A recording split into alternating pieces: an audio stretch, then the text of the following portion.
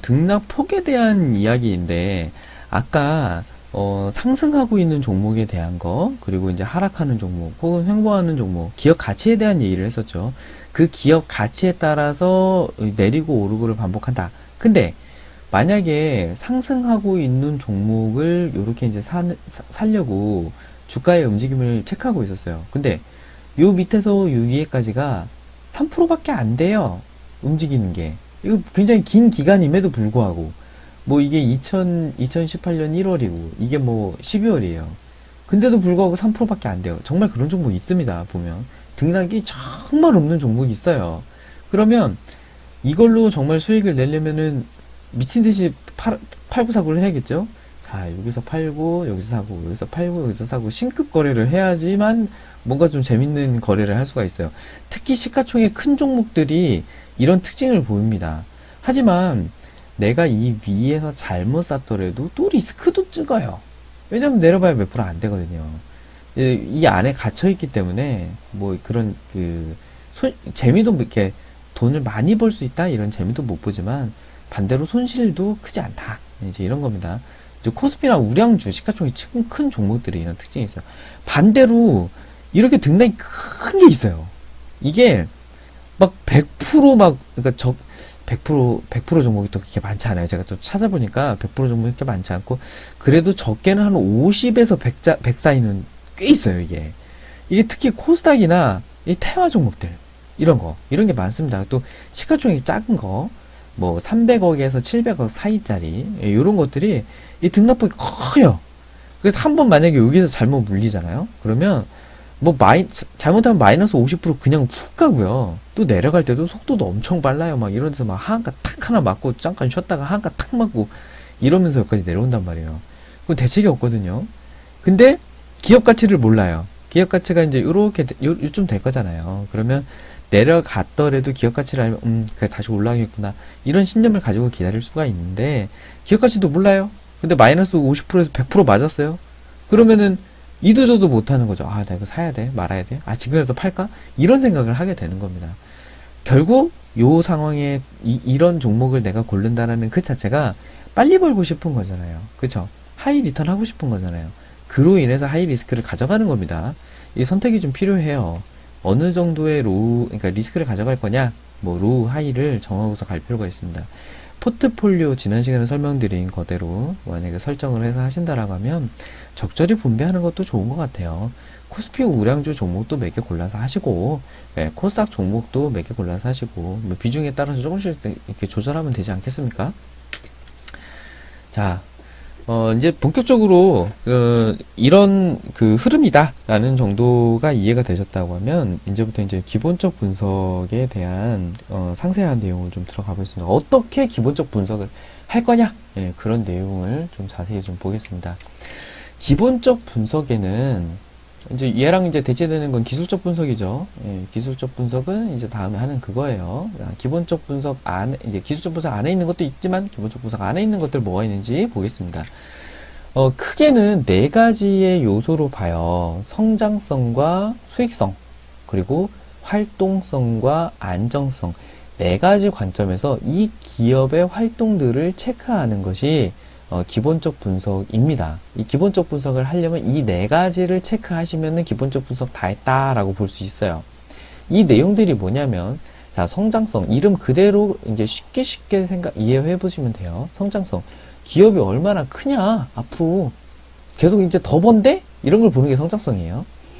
EPS 자체를 보는 게 아니라 EPS 증가율을 주로 봅니다. 주당 순이익이거든요. 그러니까 주식의 숫자가 있을 거고, 그 주식이 뭐 만약에 이 회사가 뭐 1000억대짜리 회사예요. 근데 뭐 주식 자체, 그러니까 현재 지금 주가가 주식 1000억대인데 주식의 숫자도 1000억 개예요. 예, 그냥 쉽게. 그러면 이 회사의 주식수가 1000억 개니까 이 중에서 이 1000억 개의 주식 안에서 한 주당 순이익이 1원이 난다 라고 하면은 EPS는 1입니다. 예, 그렇게 생각하시면 돼요. 성장성이 어느 정도가 되느냐, 그러니까 지금 EPS 자체는 주당 순이익, 주당 얼마를 버느냐인데, 이 주당 버는 것이 이게 뭐 2원이다, 20원이다, 30원이다 이렇게 점점 커지면 한 주당 벌어들이는 돈 자체가 앞으로 돈을 더 버는구나 그렇게 이해하시면 됩니다. 두 번째는 영업이익 증가율을 보시는 방법이 있고요. 세 번째는 매출액 증가율을 보는 방법이 있습니다. 뭐 이렇게 많지? 라고 생각할 수 있어요. 근데 짧게 요약할 겁니다. 쉽게 볼 수 있는 방법을 뒤에서 설명할 거예요. 그냥 저런 게 있구나. 크게 뭐 4가지 요소가 있고 뭐 성장성 안에는 저런 게 있어. 알겠어. 그래 성장하는 건가 보네. 이렇게 이해하시면 돼요. 자, 두 번째 수익성입니다. 수익성은 이게 얼마만큼 그러니까 자본을 가지고 있는 그 자본을 가지고 얼마나 돈을 잘 벌고 있느냐라는 겁니다. 이게 호떡집으로 예를 들면요. 호떡집이 지금은요 한 달에 매출이 1,000,000원이에요. 근데 맨날 1,000,000원 또 벌고 다음도 1,000,000원 벌고 다음도 1,000,000원 벌고 이러면 안 되겠죠? 처음에 1,000,000원 벌었으면 1,100, 1,200, 1,300 이렇게 벌어야 될 거잖아요. 그럼 호떡집으로 예를 들어보죠. 자, 수익성은 뭐냐면 이 호떡집이 재료값이 한 달에 100만원 들어가요. 근데 우리가 매출을 최소한 이 재료값과 플러스 뭐 직원들 알바를 또 줬어요. 30만원 줬어요. 사실 옛날이지. 그러면 뭐 한 60만원 줬다고 칠게요. 그러면 160만원 그러니까 직원 월급으로 60만 나가고 뭐 전기세니 뭐니 해가지고 어쩌죠 해가지고 한 달에 들어가는 돈이 총 200이에요. 그러면 내 인건비까지 해가지고 토탈 최소한 한 500은 벌어야 될 거잖아요. 그쵸? 근데 500은 벌어야 되는데 이 호떡집이 400밖에 못 벌어요. 그럼 어떻게 해야 돼? 그냥 때려치는 게 낫죠? 차라리 어디 가서 그냥 취직하는 게 낫잖아요. 근데 내가 한 달에 사용하는 돈은 500인데 600을 번다든가 700을 번다든가 이게 점점 늘어나요. 그건 이제 성장성이고 이 내가 들어가는 그 비용 혹은 자본 대비 내가 투입한 이 호떡집을 차리기 위해서 투입한 그 돈에 비해서 얼마나 잘 벌고 있느냐라는 겁니다. 여러 관점이 있어요. 내가 가지고 있는 자본, 내가 투자한 자본 기준으로 돈을 얼마 벌었냐라는 기준이 하나가 있고요. 내가 투자한 내가 이거 가지고 있는 이 호떡집이 내 거예요. 그래서 내 자산이에요. 그러면 자산 대비 내가 투자를 한 것에 비해서 얼마나 벌었냐. 차라리 이 호떡집을 가게를 사가지고 가게세 내는 것보다 그냥 내가 호떡집을 임대를 내고서 그 돈만큼 아파트를 샀으면 돈이 더 많이 벌었겠는데? 라는 생각을 해볼 수도 있는 거잖아요. 그래서 자산 기준으로도 계산을 해보고 내가 투자한 돈, 자본 기준으로도 계산을 해보고 이것저것 해보는 거예요. 그래서 어쨌든 이거저거 해보니까 그만큼 돈 잘 벌고 있나? 그게 이제 수익성, 효율성입니다.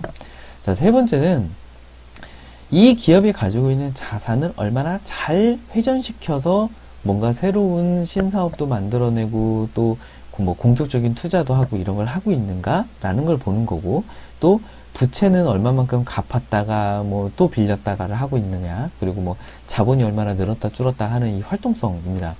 크게 기업의 그 기본적 분석을 볼 때 요소라고 본다면 이 활동성을 빼고 보는 경향이 있어요. 성장성과 수익성과 안정성을 위주로 보고 이 활동성을 약간 옵셔널하게 보는 경향이 있습니다. 예, 근데 뭐 맞아요. 예, 뭐 필요하면 보는 거고 아니면 마는 거죠. 이게 뭐 이 기업 기본적 분석에 결정적인 크리티컬한 영향을 주지 않기 때문에 그렇습니다.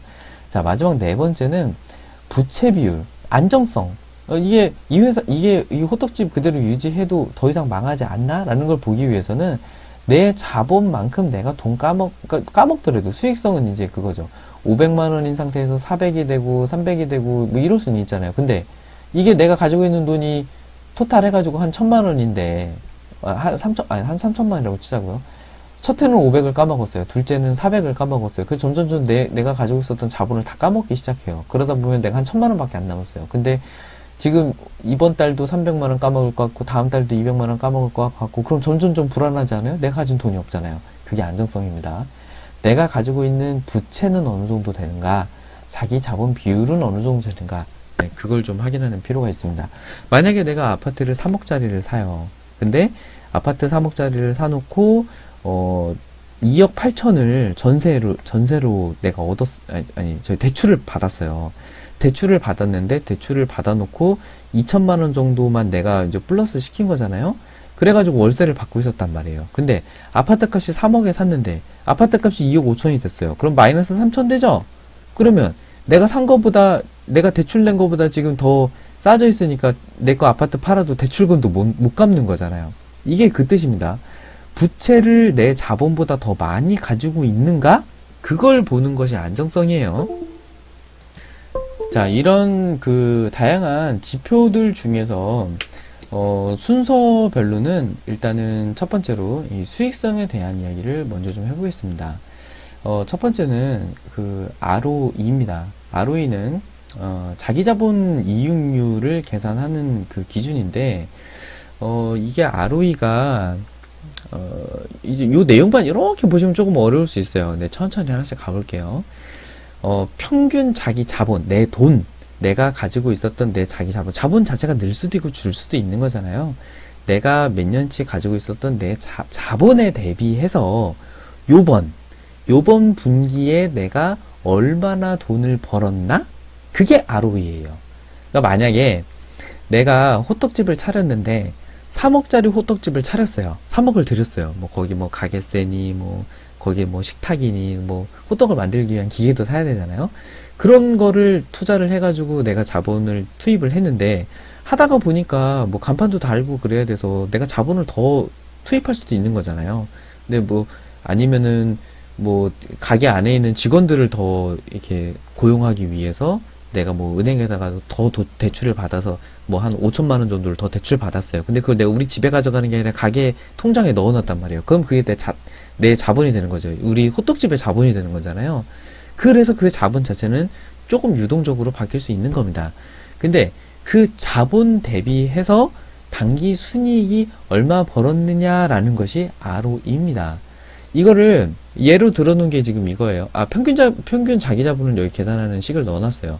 전기, 이전에 내가 가지고 있었던 자기 자본과 단기, 올해 가지고 있었던 자기 자본 두 개를 합쳐서 2로 나눈 것이 평균 자기 자본입니다. 작년 거, 올해 거 그냥 합쳐가지고 두 개로 나눈 것이 평균 자기 자본이에요.